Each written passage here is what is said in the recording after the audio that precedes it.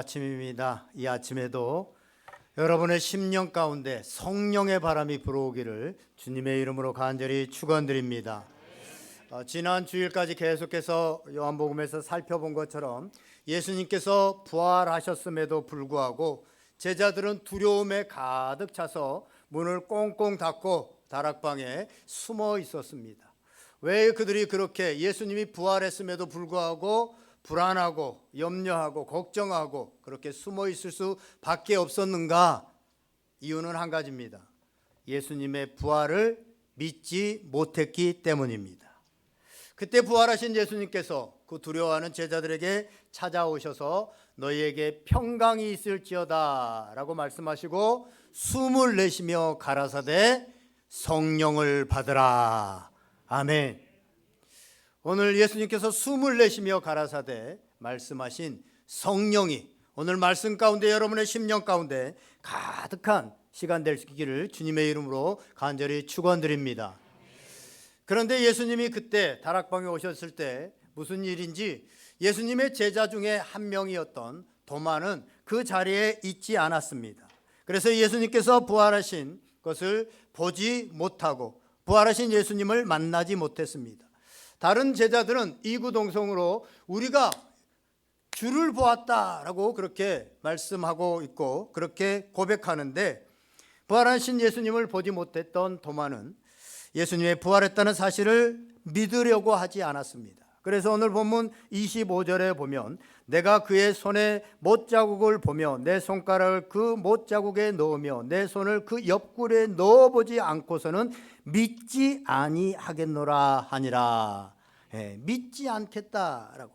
도마는 부활하신 주님께서 자신의 눈앞에 나타난다 할지라도 내가 직접 만져보지 않으면 부활하신 예수님이 혹시 영으로 귀신으로 그렇게 나타날 수도 있기 때문에 너희들이 그것을 보았을 수도 있기 때문에 내가 그 몸을 직접 만져보지 않으면 확인하지 않으면 나는 결코 믿지 않겠다라고 단언합니다.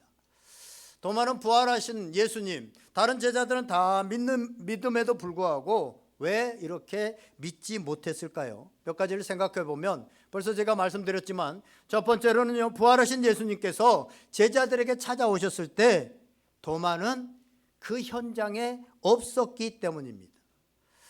교회에서도 보면요, 이렇게 교회 행사를 한다, 어디 야유회를 간다, 무슨 체육대회를 한다라고 하는 데는 잘 보이는데 결정적으로 은혜 받는, 은혜가 임하는 예배의 시간이나 성령을 체험하는 기도의 시간에 참여하지 않는 그런 성도들을 가끔 봅니다. 그러면요, 그들에게는 믿음이 자라질 않습니다. 잘 믿어지질 않는 거예요. 도마가 그랬습니다. 도마는 부활하신 예수님께서 제자들을 찾아오셨을 때 그 자리에 결정적으로 없었습니다. 이와 같이 믿음의 공동체를 떠나 있고 또 은혜의 자리를 떠나 있을 때 믿음이 약해질 수밖에 없고 믿음이 생기지 못한다고 하는 사실을 우리는 오늘 도마를 통해서 보게 되어집니다. 또 하나, 도마가 부활하신 예수님을 믿지 못한 이유는 주님의 말씀보다 내 이성이 더 크기 때문에, 내 이성을 더 크게 믿었기 때문에 그렇습니다. 그는 예수님을 따랐고 예수님께서 십자가에 죽으시고 부활하시기 전에 이미 십자가의 죽으심과 부활에 대해서 얘기를 하셨습니다. 그것을 들었습니다. 그럼에도 불구하고 사모함으로 듣지 못하고 간절함으로 받지 못했습니다. 그래서 여전히 자기의 생각이 말씀을 들었음에도 불구하고 내 이성이 더 크게 작용했기 때문에 예수님께서 부활하셨다라고 하는 것을 믿지 못했습니다. 또 한 가지를 생각해 보면 도마가 예수님의 부활을 믿지 못한 까닭이 뭡니까? 자기는 못 보았다고 했을지라도 다른 제자들이 다 이구동성으로 지금 우리가 주를 보았다, 부활하신 예수님을 만났다라고 하면 그 증언을 좀 귀담아 들었으면 믿을 수 있을 텐데 다른 사람들이 얘기하는 것을 전혀 듣지 못합니다. 전혀 듣지 않고 자기의 생각이나 이성을 여전히 더 중요시합니다. 오늘 우리 사회에서 오늘날 우리가 전도를 할 때도 마찬가지죠. 우리 주변에 있는 가족들이나 또 우리 주변에 있는 사람들에게 예수님을 믿으라고 전도를 할 때도 그들이 예수님을 믿지 않고 주님 앞에 나오지 못하는 이유가 아마 이 세 가지 안에 들어가 있을 겁니다. 첫 번째는 예수님을 만날 수 있는 은혜의 현장에 없기 때문에 이들이 예수님을 믿지 못합니다. 그래서 우리가 가끔 전도 초청잔치 같은 걸 하면, 또 예배 초청 그런 주일 같은 데 되면 억지로라도 데려서 앉혀놓는 이유가 뭡니까? 거기서 말씀을 듣고 그 은혜의 자리에 성령의 바람이 불기 시작하면 억지로 나왔을지라도 거기서 예수님을 만나게 되어지고 예수님을 믿게 되어지는 일이 있기 때문에 우리는 전도잔치를 통해서 억지로라도 은혜의 자리에, 예수님을 만날 수 있는 자리에 앉히는 것이 중요하다라는 것이죠. 또 하나는 하나님의 말씀을 듣지 못했거나 아니면 들어도 진중하게 듣지 못해서 그 말씀에 대해서 생각해 보지 않았기 때문에 그렇습니다. 또 하나는 자기 생각이 너무나도 강하고 자기 이성, 자기 경험이 너무나도 강하기 때문에 주변에서 어떤 말을 하든지, 내가 뭐 성령을 체험하고 예수님을 만나고 이러이러한 간증을 할지라도 그건 너 얘기고, 자기의 생각과 자기 경험 속에서는 전혀 그것을 믿지 못하는, 그래서 증언을 무시하기 때문에 그렇습니다. 사실 도마만 그런 것이 아니라 사실 베드로도 또 요한도 예수님이 처음 부활하실 때 빈 무덤을 보고도 예수님이 부활했다고 하는 사실들을 믿지 못했습니다. 오늘날 우리도 마찬가지입니다. 그런데 우리는 유독, 저는 어려서부터 지금까지 도마 하면 생각나는 게 의심 많은 도마, 도마의 다른 얘기들은 생각 안 나고 의심 많은 도마라는 생각만 되어지는 게 오늘 이 본문 때문이기도 하고, 아마 저는 그런 생각들을 해봐요. 찬송가 135장 3절에 보면 의심 많은 도마에게 확신 주시고, 이런 구절이 있잖아요. 그 찬양을 자주 하다 보니까 도마하면 의심 많다 이런데, 사실은요 누구나 이런 합리적인 의심은 좀 해볼 수 있습니다. 그런데 어떤 사람들, 특히 한국 사람들은요 어떤 사실이 믿어지지 않아요. 도저히 이게 자기 이성으로 자기 경험으로 받아들여지지 않으면 대부분이 하는 사람들의 반응은 뭐냐면 그냥 가만히 있습니다. 가만히 있으면, 한국에 가만히 있으면 중간이라도 간다, 이런 말 있잖아요. 특히 남자분들, 군대 갔다 온 분들, 군대 가서 선착순 옛날에 많이 시켰어요. 선착순 빡 시키면 엄청 달리기가 빠른, 열심히 달려가지고 딱 1등으로 들어오면 뭔가 포상이 주어지고, 너는 이제 다음 뛰지 마 이럴 것 같지만 뭐라고 말하냐면, 동기애가 없어, 어떻게 동료들을 놓고 너만 1등 살겠다고 1등으로 와, 그래가지고 또 한 바퀴 더 이렇게 되어지고, 또 뒤에 오면 다른 동료들에게 피해를 줬다고 또 한 바퀴 더 뛰어야 돼요. 그래서 제일 좋은 게 중간에서 그냥 이렇게 어정쩡하게 들어가는 것이 제일 좋다. 그래서 예배 가운데 와서도 괜히 교회에서 목사님 잘 안 믿어진대요, 그러면 괜히 믿음 없는 것 같고 뭔가 사람들이 뭐라고 할 것 같고, 그래서 그냥 안 믿어지고, 그런데도 가만히 있는 거예요. 그런데 오늘 도마는 그렇지 않았다고 하는 사실입니다. 성경에 도마에 대해서 얘기가 그렇게 많이 나오지 않아요. 그런데 이 요한복음에 세 군데, 오늘 본문까지 세 군데가 나옵니다. 많이 나오는 복음서예요. 오늘 본문의 도마 얘기는 다른 복음서에는 나오지 않거든요. 도마가 첫 번째 도마에 대해서 얘기하는 것은 요한복음 11장에 나옵니다. 11장에 보면 예수님께서 죽은 나사로를 살리기 위해서 이제 예루살렘 옆에 있는 베다니로 가자라고 얘기를 합니다. 사실은 그 예루살렘에서 예수님을 죽이려고 했고 핍박을 해서 예수님이 이제 다른 지역으로 갔다가 그 나사로가 죽었다는 소식을 듣고 이제 유대 곁을, 그 예루살렘 곁으로 가야 되는 그런 상황 가운데서 예수님께서 가자라고 하니까 그것을 이해했는지 이해하지 못했는지 도마가 그 예수님을 죽이려고 하는 유대인들이 많은 예루살렘으로 가자고 할 때, 요한복음 11장 16절에 보면 디두모라고 하는 도마가 다른 제자들에게 말하되 우리도 주와 함께 죽으러 가자. 다른 사람들은 아무 얘기도 하지 않은데 우리도 주님과 함께 제자인데 죽으러 가자. 그게 무슨 의미인지 사실은 정확하게 도마가 이해를 못했는 것 같긴 해요. 그렇지만 어쨌든 간에 앞장서서 우리도 같이 죽으러 가자, 이렇게 말하는 용감함을 보여주고 있습니다. 이 여기에 디두모라고 하는, 오늘 본문에도 디두모라고 하는 것은 쌍둥이라고 하는 뜻입니다. 그래서 도마는 쌍둥이였다라고 볼 수 있습니다.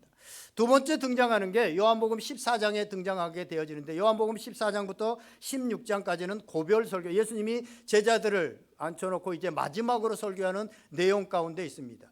그때 예수님께서 쭉 얘기하시고, 내가 이제 이렇게 얘기했기 때문에 어디로 가는지 그 길을 너희가 아느니라. 요한복음 14장 14절에서 내가 어디로 가는지 너희가 이제 다 알 것이다 라고 얘기합니다. 그러니까 그 말씀을 들었던 제자들, 예수님이 어디로 가는지 나중에 쭉 보면 사실은 몰라요. 아무도 몰라요. 베드로도 몰라서 배반하고 그러잖아요. 아무도 모르는데 마치 우리처럼 너희들 내가 가는 길 다 알지? 라고 했는데 아무도 대답도 안 하고, 이거는 모르는데 안다고 할 수도 없고 뭐 이렇게 가만히 있어요. 우리 대부분 그러잖아요. 물어보면 가만히 있잖아요, 모르면서. 그런데 도마는 그렇게 대답하지 않습니다. 14장 5절에 보면 주여 주께서 어디로 가시는지 우리가 알지 못하거늘 그 길을 어찌 알겠사옵나이까.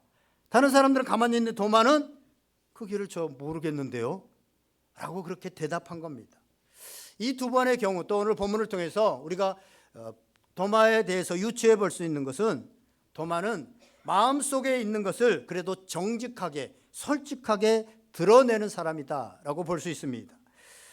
도마는 오늘 본문을 보면 좀 자기 생각을 고집하고 있고 고집스럽지만 최소한 자신의 마음을 속이는 부정직한 모습이나 또 위선적인 모습, 주님께서는 이 바리새인들이나 이런 사람들의 위선적인 걸 가장 싫어했거든요.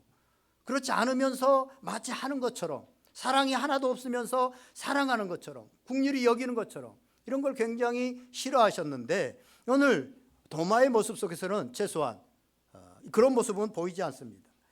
그런 성격을 가진 도마가 오늘 제자들에게 갔는데, 제자들이 부활하신 예수님을 우리가 보았다, 우리가 만났다 라고 했지만 믿을 수가 없었습니다. 제자들의 말을 믿을 수가 없어서 자신이 지금까지 살아오면서 한 번도 본 적도 없고 들은 적도 없고 자신이 알고 있는 자연 법칙에 어긋나는 죽은 사람이 살아났다 라고 하는 것에 대해서 쉽게 긍정할 수 없고 쉽게 믿을 수가 없었습니다.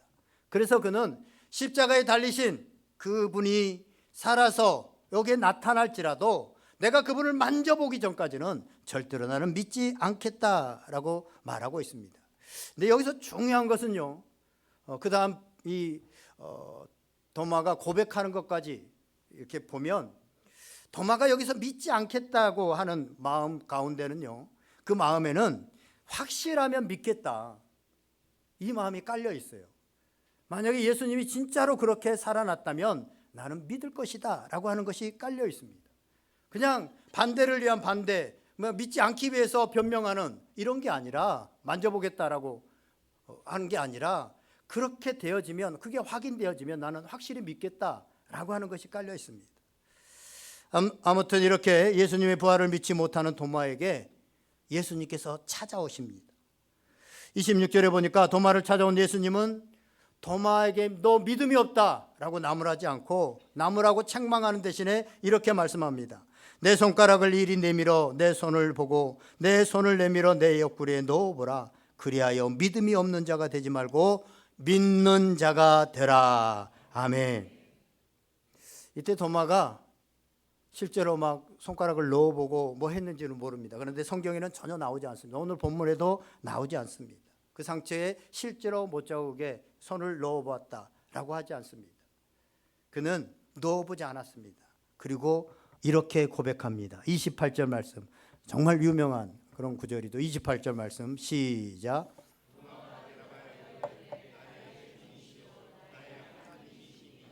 아멘. 이건 마태복음 16장 16절에 베드로가 주는 그리스도시요 살아계신 하나님의 아들이십니다 라고 하는 신앙 고백, 믿음의 고백에 버금가는 최고의 신앙 고백이라고 볼 수 있습니다. 도마는 부활하신 예수님을 만나고 나서 부활하신 예수님 맞습니다 이렇게 고백한 게 아니에요.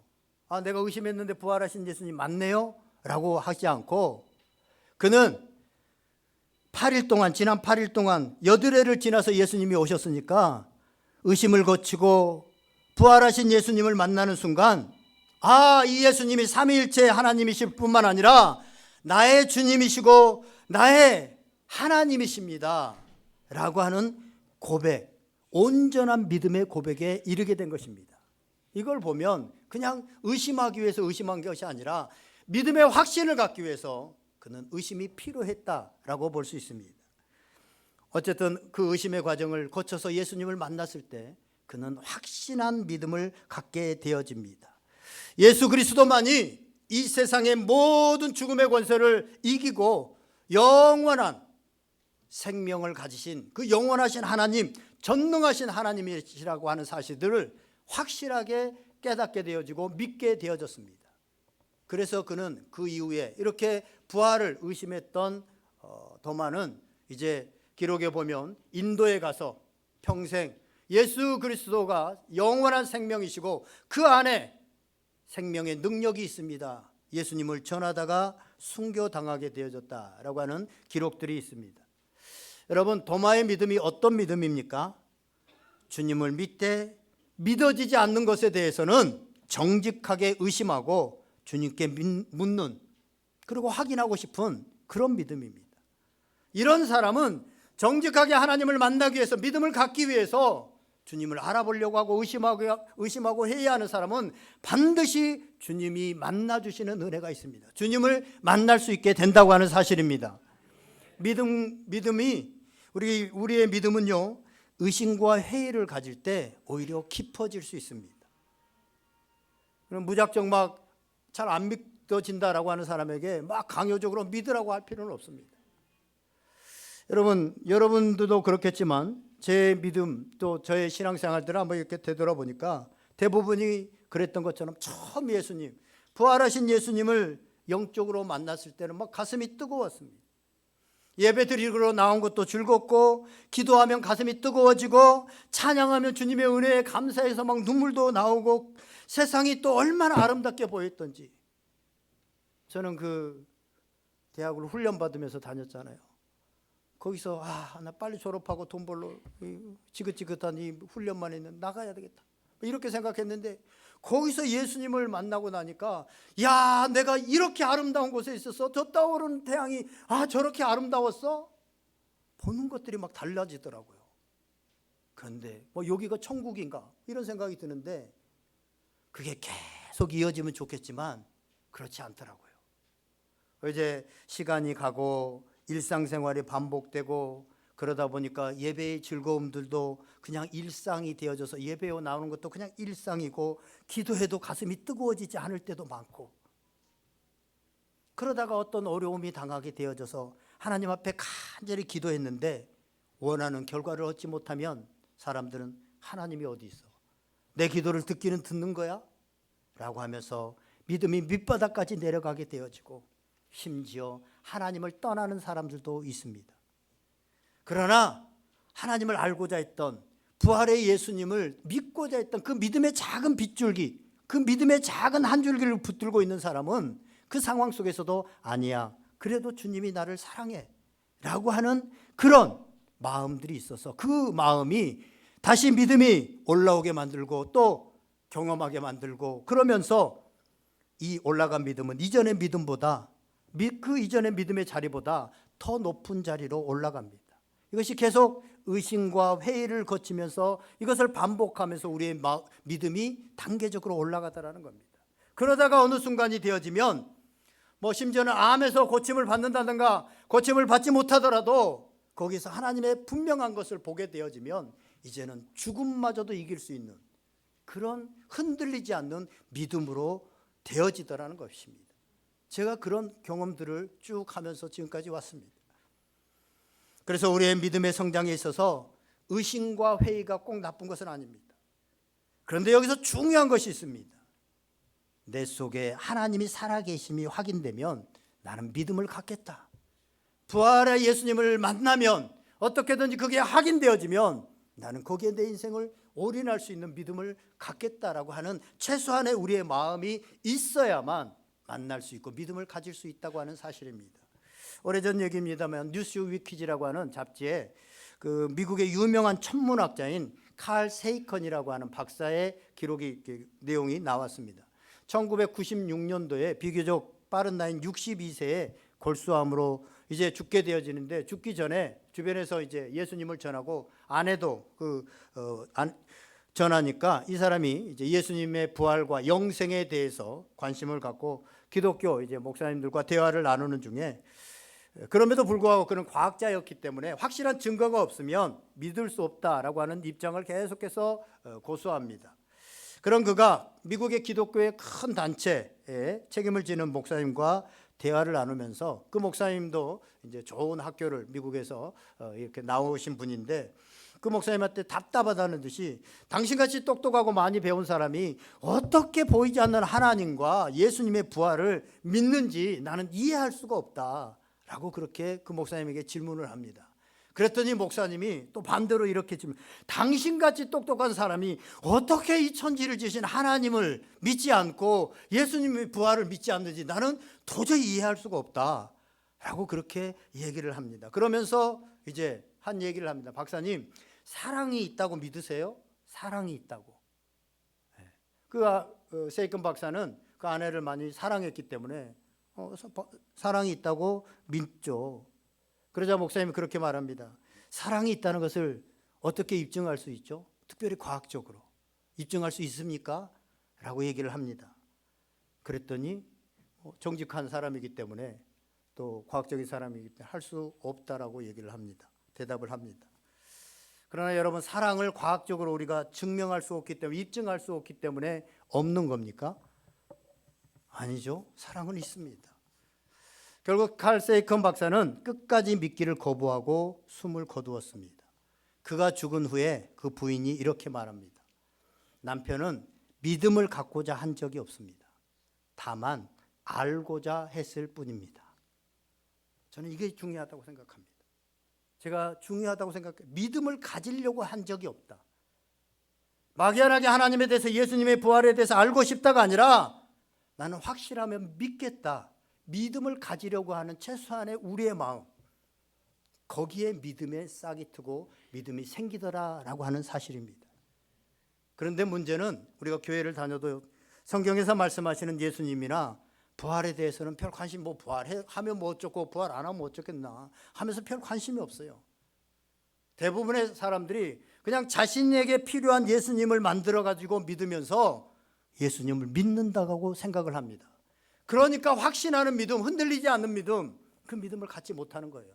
그래서 내가 그냥 필요해서 내가 만들어 놓은, 성경과는 뭐 별로 상관없이 내가 예수님은 이럴 거야, 하나님은 이럴 거야 라고 만들어 놓은 하나님, 예수님을 믿다가 그 예수님의, 내가 어려움을 당하고 힘든 일이 당했는데 그 예수님께 기도하고 뭔가 부탁을 했는데 예수님이 전혀 들어주지 않는다. 그러면 예수님께 실망하고 떠나버리는, 확신하지 못하는 믿음들을 갖게 되더라는 겁니다. 그런데 도마는 달랐습니다. 도마는 의심도 하고 확신을 가지면 믿고자 했고, 예수님을 만났을 때 그래서 확신 있는 믿음을 갖게 되어지고 나의 주, 나의 하나님이십니다 라고 고백하게 되어지고 그 고백에 걸맞는 삶을 살아가더라는 겁니다. 아무튼 이처럼 의심하던 도마가 믿음의 고백을 하자 예수님은 이제 이렇게 말씀합니다. 29절 말씀 우리 다 같이 한번 읽어보겠습니다. 시작.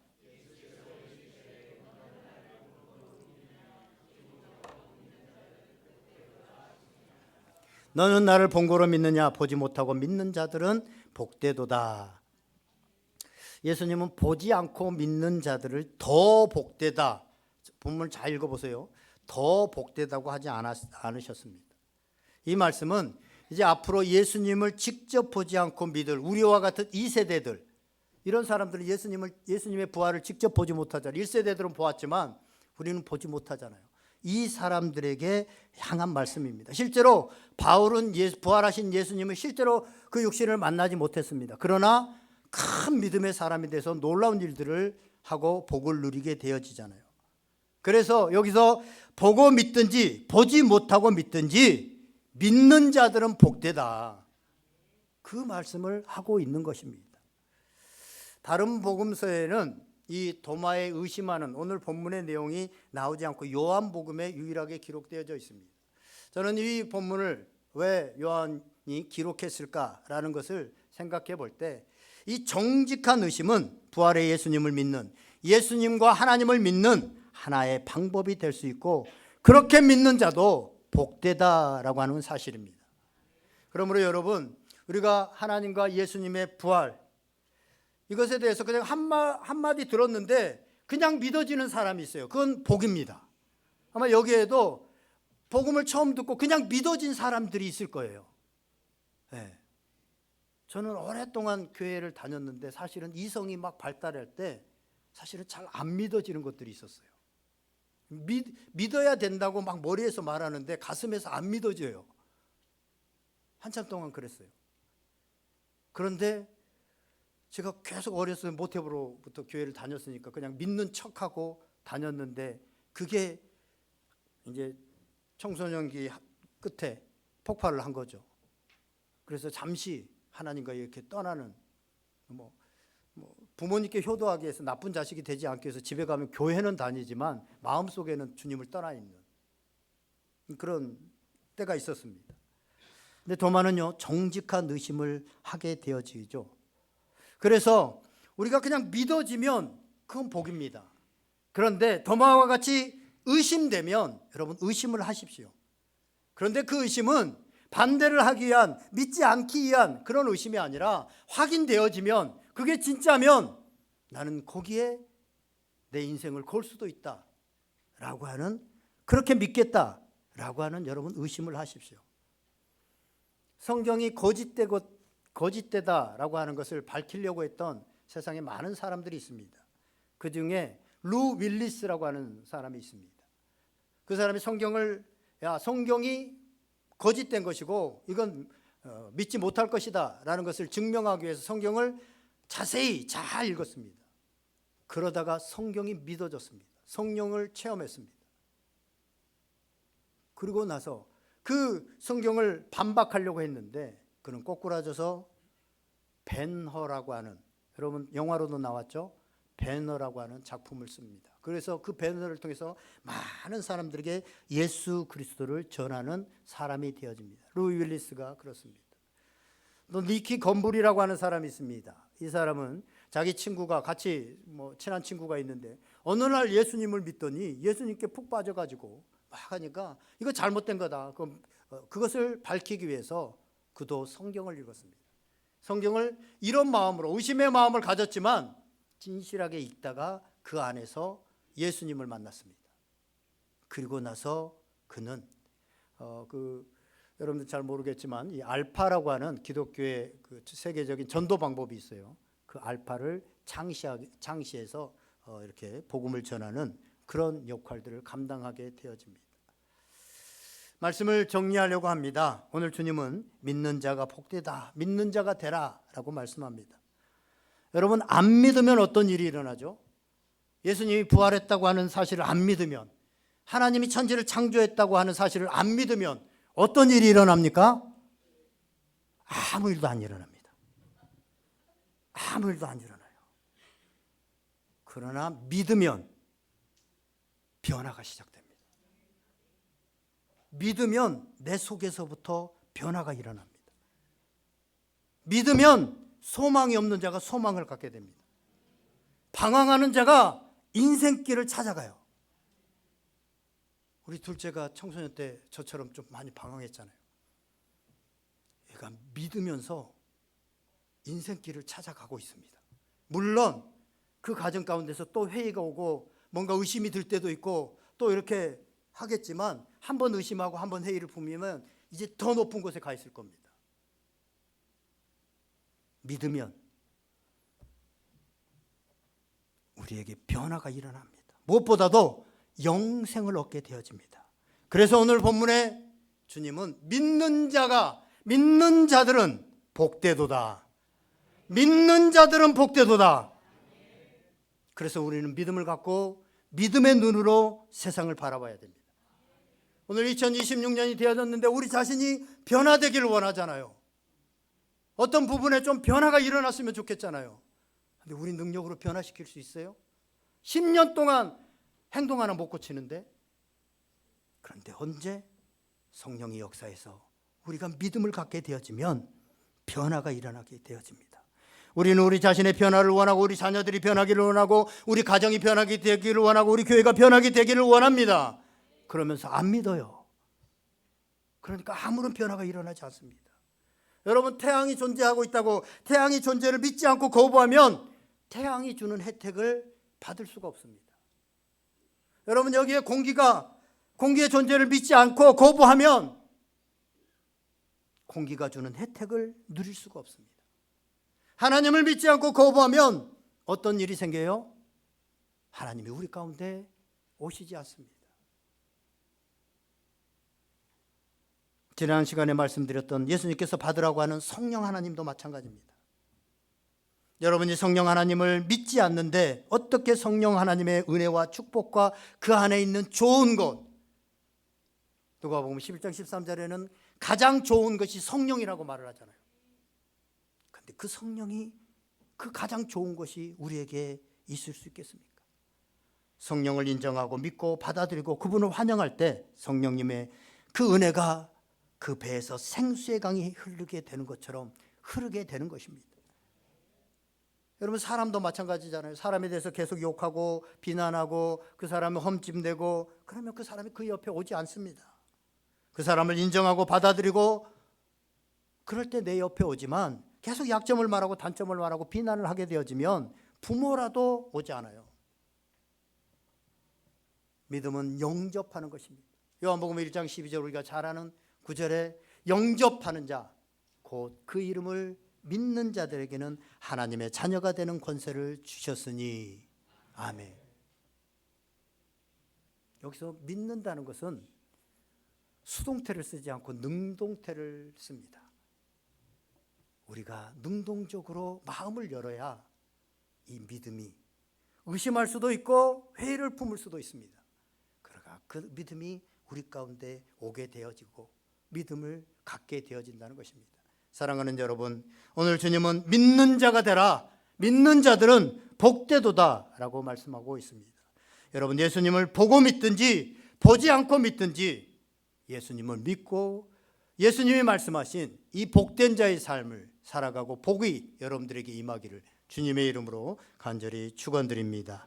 기도하겠습니다. 오늘 말씀 생각하면서 믿는 자들은 복되도다 라고 했는데 내가 믿는 자인지 다시 한번 우리 자신을 바라보고 내가 만들어 놓은 내게 필요한 그 예수님을 믿고 있지는 않는지, 그래서 진짜 예수님을 믿음으로 인한 그 믿음의 능력, 그 믿음의 복, 이런 것들이 나하고는 멀지 않는지 다시 한번 생각해보고 오늘 우리가 2026년도에 믿는 자들이 되어서 믿는 자들이 복되도다라고 하는 말씀이 우리의 삶에 이루어지게 하여 주시옵소서. 성령님께서 여러분에게 들려주신 말씀 붙들고 다 같이 한번 간절히 기도하겠습니다. 참 좋으신 하나님 아버지,